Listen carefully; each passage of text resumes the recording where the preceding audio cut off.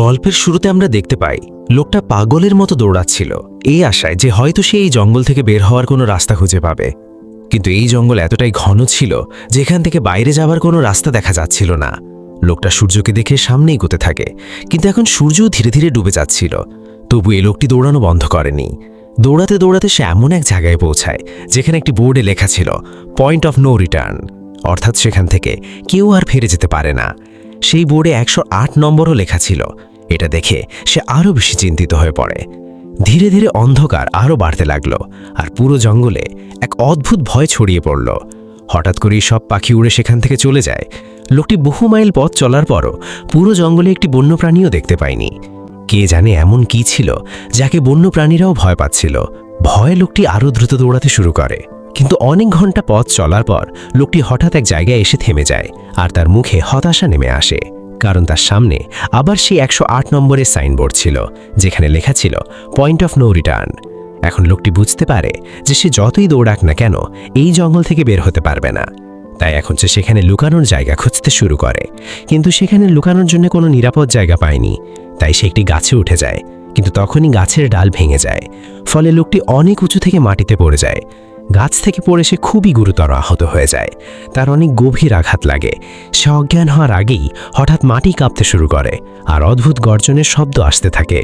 সেই শব্দ শুনে লোকটির গলায় যেন শ্বাস আটকে যায়। হঠাৎ কেউ তাকে টেনে নিয়ে যায়। যে টেনে নিয়ে গিয়েছিল তাকে দেখানো হয়নি, কিন্তু আমরা লোকটির যন্ত্রণা ভরা চিৎকার শুনতে পাই। এই ঘটনার 6 দিন পরে আমাদের শহরে মিনা নামের একটি মেয়েকে দেখানো হয়, যে একটি পাখির দোকানে কাজ করে। তখন তার বস আসে এবং মিনাকে একটি সোনালি টিয়া পাখিকে শহর থেকে দূরের একটি চিড়িয়াখানায় পৌঁছে দেওয়ার নির্দেশ দেয়। মিনা বসের কথা মেনে সেই টিয়া পাখিটিকে পৌঁছে দিতে যায়। মিনা গাড়িতে বসে নিজের মোবাইলে সেই চিড়িয়াখানার লোকেশন সেট করে এবং নিজের যাত্রা শুরু করে। শহরের বাইরে বের হওয়ার পর সে একটি বোর্ডে অনেক মানুষের নিখোঁজ ছবি দেখতে পায়, অর্থাৎ সেখানে অনেক মানুষ নিখোঁজ হয়ে গিয়েছিল। কিন্তু মিনা সেগুলোর দিকে বেশি মন দেয় না এবং সামনে এগিয়ে যায়। এগোতে এগোতে মিনা শর্টকাট নেওয়ার জন্য জঙ্গলের রাস্তা দিয়ে যায়, যাতে সে দ্রুত সে টিয়া পাখিটিকে চিড়িয়াখানায় পৌঁছে দিতে পারে। আর সে জঙ্গলের মাঝখানে পৌঁছে যায়। এটাই সেই জায়গা যেখানে আমরা আগে একজন লোকটি নিখোঁজ হতে দেখেছিলাম। সেখানে এসে মিনা ভীষণভাবে আটকে যায়।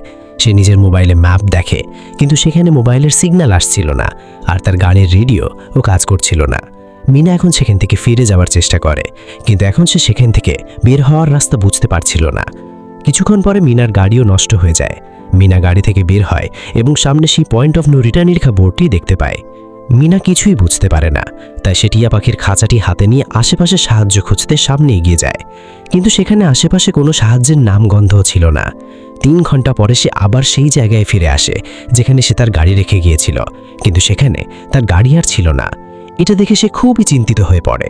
তার মনে হলো হয়তো সে সেই জায়গায় আসেনি যেখানে তার গাড়ি রাখা ছিল, বরং সে অন্য কোনো জায়গায় চলে এসেছে, আর তার গাড়ি হয়তো অন্য কোথাও দাঁড়িয়ে আছে। কারণ এই জঙ্গলের প্রতিটি জায়গা একই রকম দেখাচ্ছিল।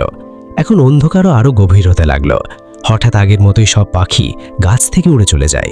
মিনা এখন ভয় পেতে শুরু করে, কারণ মাটিও জোরে জোরে কাঁপছিল। মিনার মনে হলো আশেপাশে কেউ আছে। হঠাৎ মিনা দূরে কারো ছায়া দেখতে পেল। মিনা দৌড়ে তার পেছনে যায়, কিন্তু সেখানে কাউকেই পায় না। হঠাৎ মিনা একটি বৃদ্ধ মহিলাকে দৌড়াতে দেখল। মিনাও দৌড়ে তার পেছু নিতে শুরু করলো। সে তার কাছে সাহায্য চাইছিল, কিন্তু সেই মহিলা থামছিল না। সে দ্রুত দৌড়াতে যাচ্ছিল। আবারও মিনা সেই বৃদ্ধ মহিলার পিছনে। হঠাৎ সেই বৃদ্ধ মহিলা আবারও অদৃশ্য হয়ে যায়। মিনা তাকে খুঁজতে খুঁজতে আরও সামনে এগিয়ে যায়। তখন সে দূরে জঙ্গলের মধ্যে একটি বড় ঘর দেখতে পায়। সেই বৃদ্ধ মহিলা ঘরের দরজা খুলে মিনাকে বলে, যদি বেঁচে থাকতে চাও তবে তাড়াতাড়ি ভিতরে চলে আসো। এটা শুনে মিনা কোনো কিছু না ভেবে দৌড়ে সেই ঘরের দিকে যায়। মিনা ভিতরে ঢুকতেই সে দরজাটি বন্ধ করে দেয়। মিনা দেখে এটি একটি অদ্ভুত ঘর, যেখানে একটি খুব বড় আয়না লাগানো ছিল। সেই বৃদ্ধ মহিলার সঙ্গে সেখানে আরও 2 জন মানুষ ছিল।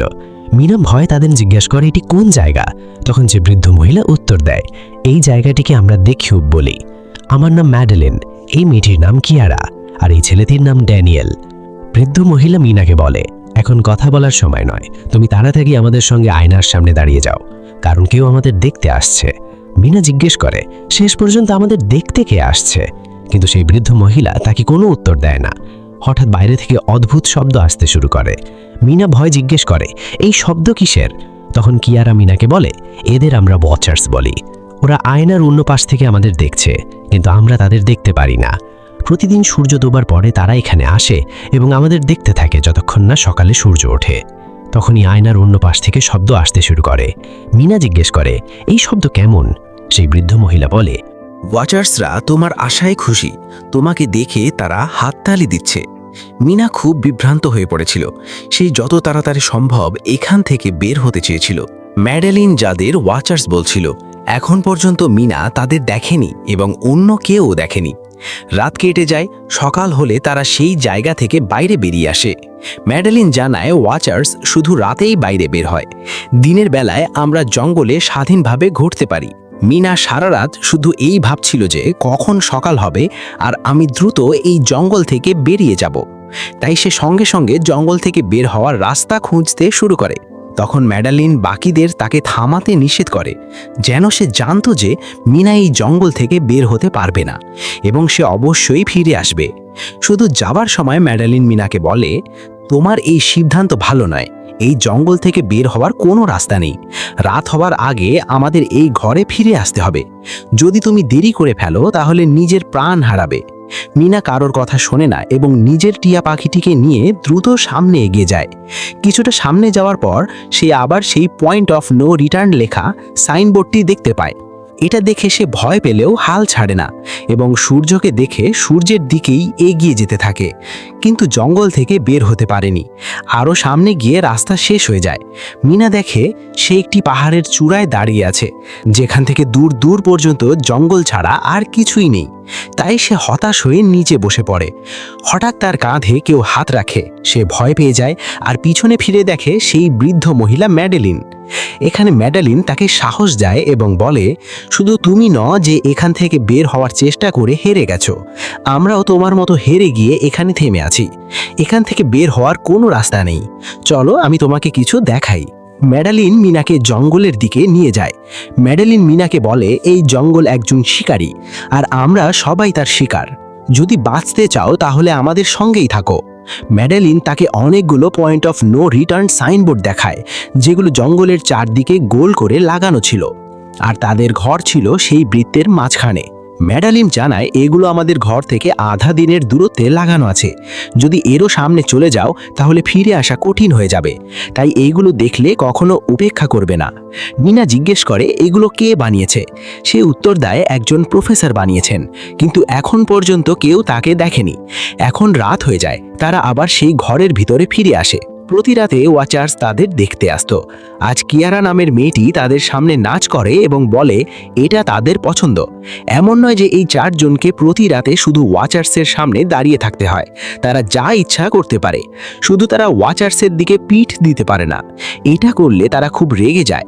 রাতে তাদের শুধু ওয়াচার্সের সমস্যা ছিল, কিন্তু দিনেও তাদের অনেক সমস্যার মুখোমুখি হতে হতো। প্রতিদিন তারা জঙ্গল থেকে খাবারের জন্য কিছু না কিছু শিকার করে আনত। এভাবেই তাদের জীবন চলছিল।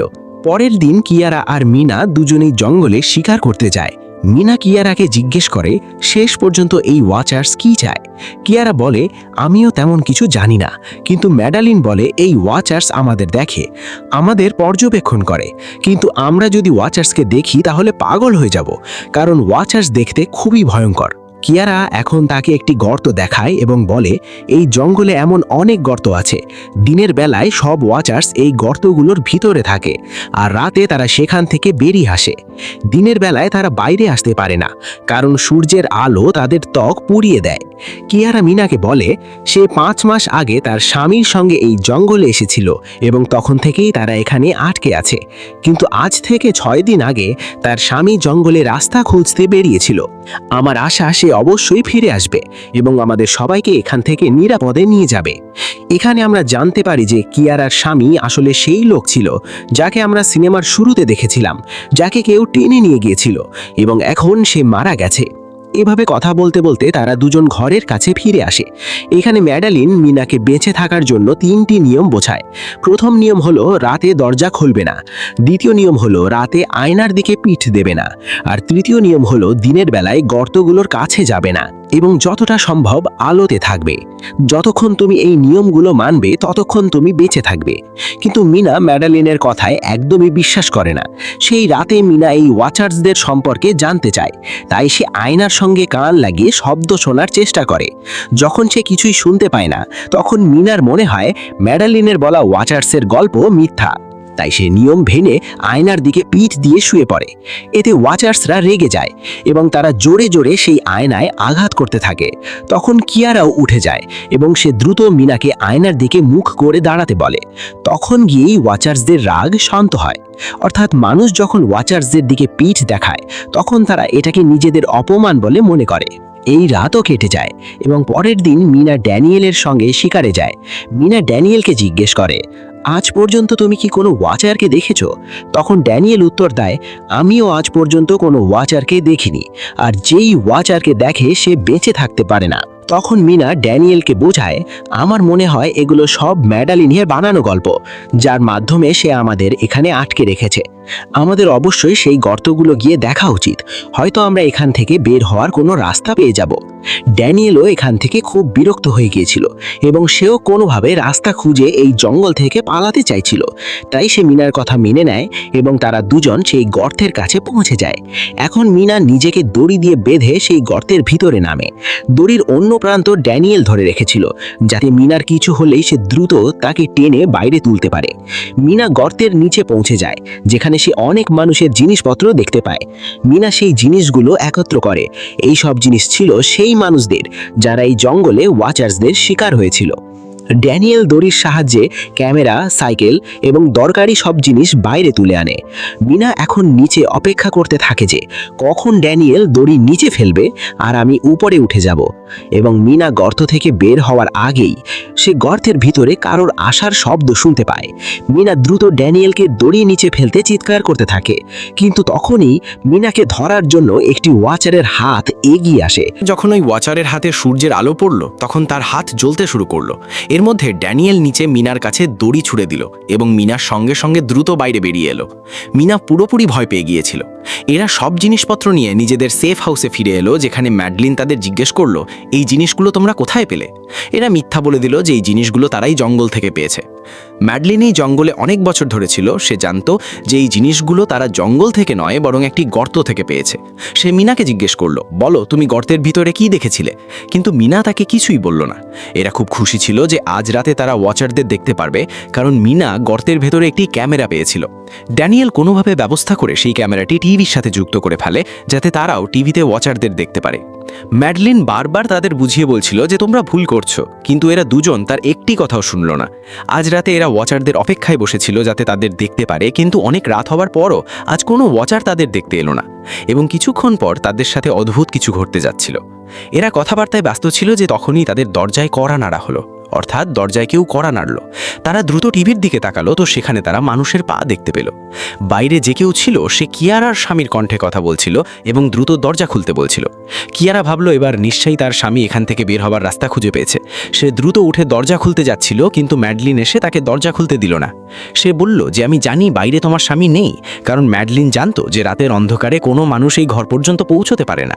কিন্তু কিয়ারা ম্যাডলিনের কথায় বিশ্বাস না করে দরজা খোলার চেষ্টা করলো, যার পরে ম্যাডলিন কিয়ারাকে বলল যে সে তোমাকে ফাঁসাচ্ছে, তুমি তার পরীক্ষা নাও, তুমি তাকে এমন কিছু জিজ্ঞেস করো যার সম্পর্কে শুধু তুমি বা তোমার স্বামী জানে। কিয়ারা বাইরে দাঁড়িয়ে থাকা মানুষটিকে একটি বই সম্পর্কে প্রশ্ন করলো, যার উত্তর তার জানা উচিত ছিল। কিন্তু যখন বাইরে দাঁড়িয়ে থাকা মানুষটি কোনো উত্তর দিল না, তখন তারা বুঝে গেল যে এটা ওয়াচার। এরা যখন দরজা খুলল না, তখন ওয়াচার তাদের বাইরে লাগানো ক্যামেরাটি ভেঙে দিল। এবং এখানে আমরা একটি বিষয় জানতে পারি যে ওয়াচাররা মানুষের রূপও ধারণ করতে পারে। ওয়াচাররা তাদের এই আচরণে খুব বেশি রেগে গিয়েছিল। তারা খুব জোরে কাঁচে আঘাত করতে লাগলো, যার ফলে কাঁচে একটি বড় ফাটলও পড়ে গেল। কিন্তু এখানে ম্যাডলিন বুদ্ধিমত্তা দেখিয়ে সবাইকে সারিবদ্ধভাবে কাঁচের দিকে দাঁড় করিয়ে দিল, যার ফলে ওয়াচারদের রাগ কিছুটা কমে গেল এবং তারা সেখান থেকে চলে গেল। এখন এখানে মিনা সে জানায় যে আমরা গর্ত থেকে এইসব জিনিস চুরি করেছিলাম। এটা শুনে ম্যাডলিন খুব বেশি রেগে যায় যে তোমরা দ্বিতীয় নিয়মও ভেঙে ফেলেছ। পরের সকালে ম্যাডলিন গর্ত থেকে আনা সব জিনিস তুলে আবার সেই গর্তে ফেলে দেয়, যার ফলে ওই ওয়াচারদের রাগ কিছুটা শান্ত হয়ে যায়। কিন্তু এখন এদের জঙ্গলে খুবই অদ্ভুত জিনিস দেখা শুরু হয়ে যায় এবং এর সবচেয়ে বেশি প্রভাব পড়ে ড্যানিয়েলের উপর। ড্যানিয়েল হঠাৎ ছোট ছোট কথায় খুব বেশি রেগে যেতে শুরু করে। অন্যদিকে কিয়ারা, যার আগে আশা ছিল যে তার স্বামী বেঁচে আছে এবং এখানে এসে তাকে এখান থেকে উদ্ধার করবে, কিন্তু এখন সে জেনে গেছে যে তার স্বামী আর ফিরে আসবে না, যার কারণে সে ভিতরে ভিতরে পুরোপুরি ভেঙে পড়েছিল এবং সে সিদ্ধান্ত নেয় যে সে ওয়াচারদের ওই গর্তে ঝাঁপ দিয়ে নিজের জীবন শেষ করে দেবে, কারণ এখন তার বাঁচার কোনো কারণ নেই। সেটা করতেই যাচ্ছিল, তখনই মিনা এসে তাকে বাঁচিয়ে ফেলে। এদিকে আমরা দেখি যে ড্যানিয়েল ম্যাডলিনের দিকে অদ্ভুতভাবে তাকিয়েছিল এবং সে রাগের মাথায় ম্যাডলিনকে একটি গাছের সাথে বেঁধে ফেলে।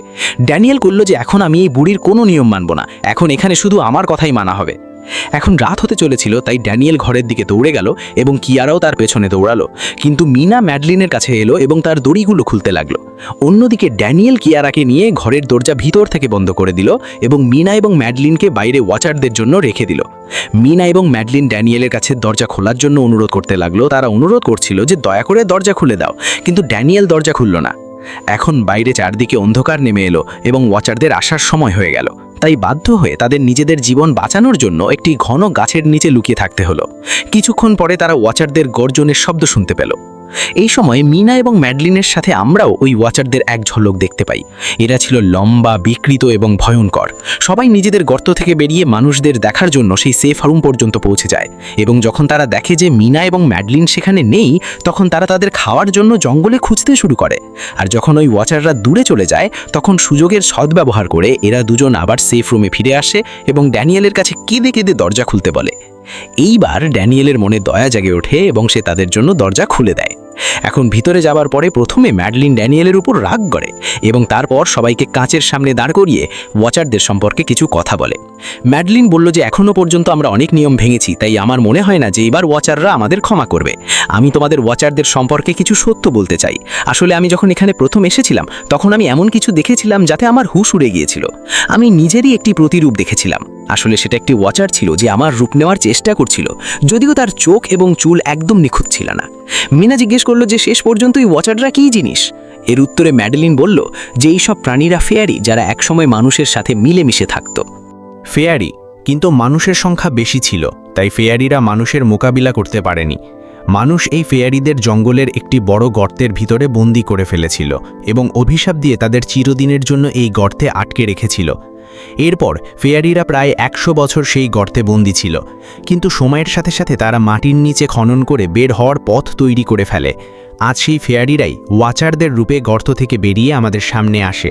যদিও কয়েকশো বছর মাটির নিচে থাকার কারণে তারা তাদের ডানা এবং জাদুকরী শক্তি হারিয়ে ফেলেছিল এবং একই সঙ্গে তাদের সূর্যের আলোতে কষ্ট হতে শুরু করেছিল, কিন্তু এখনও তাদের মধ্যে রূপ বদলানোর শক্তি আছে। এতে ড্যানিয়েল ম্যাডলিনকে জিজ্ঞেস করল যে এই ওয়াচাররা আমাদের কাছে কী চায় এবং তারা প্রতি রাতে আমাদের দেখে কেন। এর উত্তরে ম্যাডলিন জানাল যে এই ওয়াচাররা আবার জঙ্গল থেকে বেরিয়ে মানুষের মাঝে থাকতে চায়, কিন্তু নিজেদের আসল রূপে তারা মানুষের মাঝে থাকতে পারে না। তাই তারা আমাদের এখানে আটকে রেখেছে, যাতে আমাদের দেখে আমাদের রূপ নিতে পারে এবং আমাদের কাছ থেকে এই যুগের চলাফেরা ও রীতিনীতি শিখে মানুষের মাঝে থাকতে পারে। ম্যাডলিন এসব কথা বলছিল, ঠিক তখনই হঠাৎ সব ওয়াচার ফিরে এলো।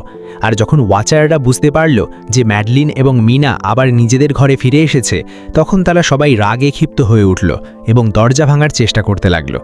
এই চারজন টেবিল টেনে দরজার সামনে রেখে দিল যাতে ওয়াচাররা দরজা ভাঙতে না পারে, কিন্তু ওয়াচারদের শক্তি অনেক বেশি ছিল এবং এই চারজন বুঝে গিয়েছিল যে খুব শীঘ্রই ওয়াচাররা ভিতরে ঢুকে যাবে এবং তারা নিজেদের চোখের সামনে মৃত্যু দেখতে পাচ্ছিল। তখন তারা দেখল যে টেবিল টেনে দরজা পর্যন্ত নিয়ে যাওয়ার কারণে কার্পেট সরে গেছে।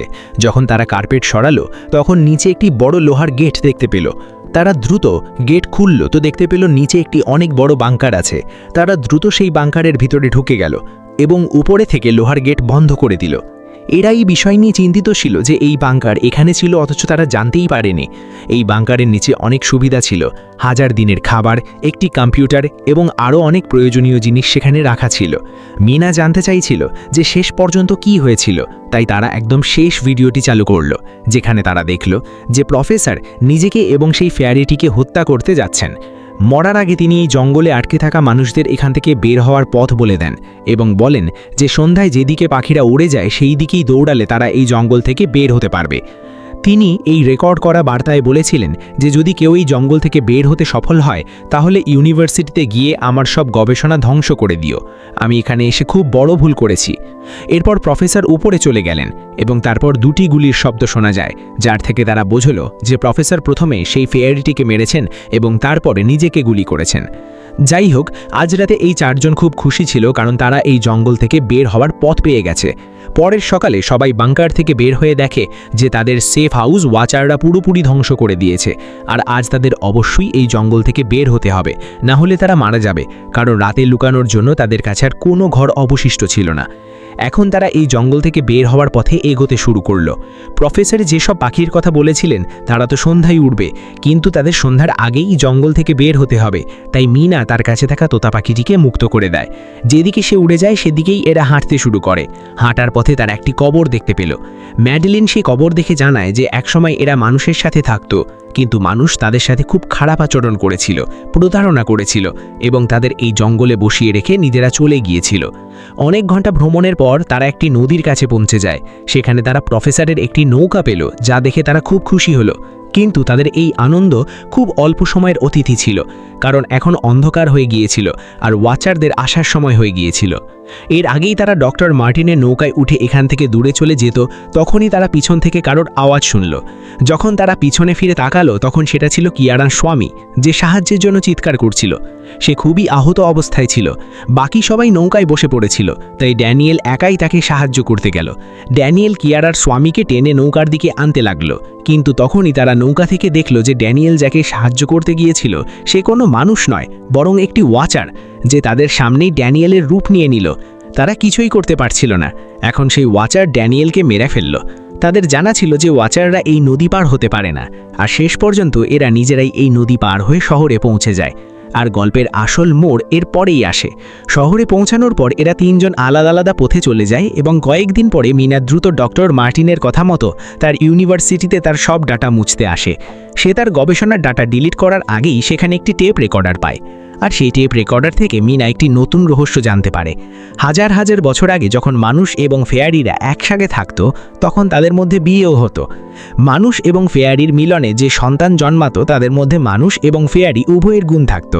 তাদের হাফলিং বলা হতো। এই হাফলিংদের একটি বিশেষ ক্ষমতা ছিল যে তারা রূপ বদলাতে এতটাই দক্ষ ছিল যে তারা মৃত মানুষের রূপও ধারণ করতে পারত। প্রফেসরের বিশ্বাস ছিল যে যখন মানুষ ফেয়ারিদের জঙ্গলের গর্তে বন্দি করে ফেলেছিল তখন হাফলিংরা মানুষের মধ্যে নিজেদের রূপ বদলে গোপনে মানুষের মধ্যে বসবাস শুরু করেছিল, আর আজও তারা কোনো না কোনো রূপে মানুষের মধ্যে রয়েছে। মিনা যখন প্রফেসরের অফিসে এসে সেখানে খোঁজাখুঁজি করতে লাগলো তখন তার হাতে কিছু ছবি পড়ে, যা দেখে তার হুঁশ উড়ে যায়।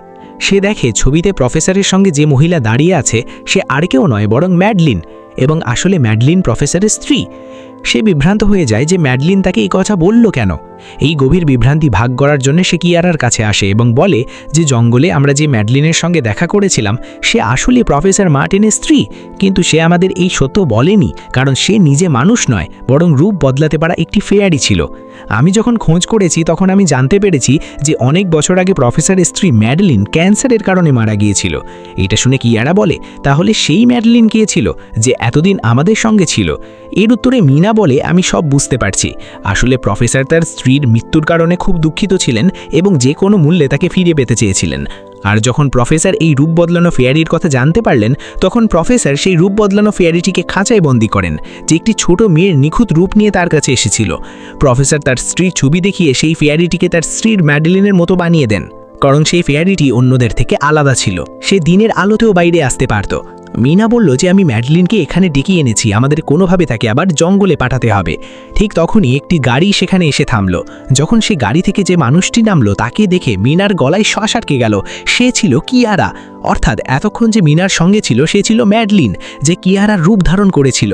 কিয়ারা ঘরের ভিতরে ঢুকতেই ম্যাডলিন কিয়ারার স্বামীর রূপ নিয়ে তাকে অজ্ঞান করে দেয়।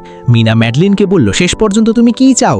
এর উত্তরে ম্যাডলিন রেগে গিয়ে বলল আমি ফেয়ারিদের মধ্যে সবচেয়ে আলাদা সৃষ্টি, আমার সব সঙ্গে সঙ্গীরা ছোটবেলা থেকে আমাকে নিয়ে ঠাট্টা করত। তারা আমাকে তাদের সঙ্গে থাকতে দিত না, কারণ আমি সবার থেকে আলাদা ছিলাম। আমি সেই জঙ্গলে একেবারে একা হয়ে গিয়েছিলাম এবং আমি সেই জঙ্গল থেকে বের হয়ে বাইরের মানুষের সঙ্গে মিলেমিশে থাকতে চেয়েছিলাম। তারপর একদিন প্রফেসর সেই জঙ্গলে এলো, সে আমাকে খাঁচায় বন্দি করলো। সে আমাকে বলেছিল যে যদি আমি তার স্ত্রীর রূপ ধারণ করি তাহলে সে আমাকে জঙ্গল থেকে বাইরে নিয়ে যাবে। আমি তার কথা মেনে নিয়েছিলাম।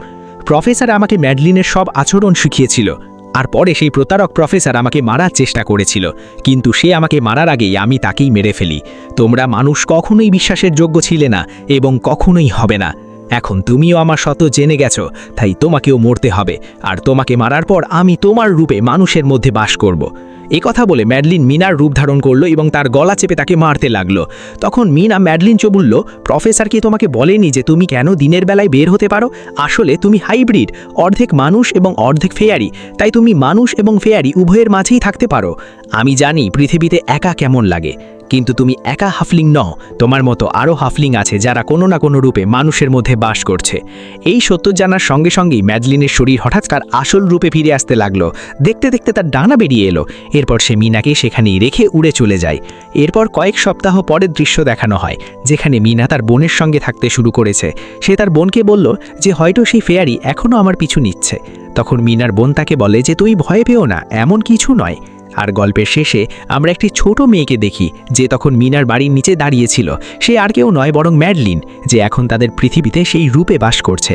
এবং এই সাথেই এই গল্প শেষ। বন্ধুরা, আজকের ভিডিওটা আপনাদের কেমন লেগেছে অবশ্যই কমেন্টে জানাবেন। আর এরকম আকর্ষণীয় ভিডিও দেখতে চ্যানেলটি ফলো দিয়ে সাথেই থাকুন।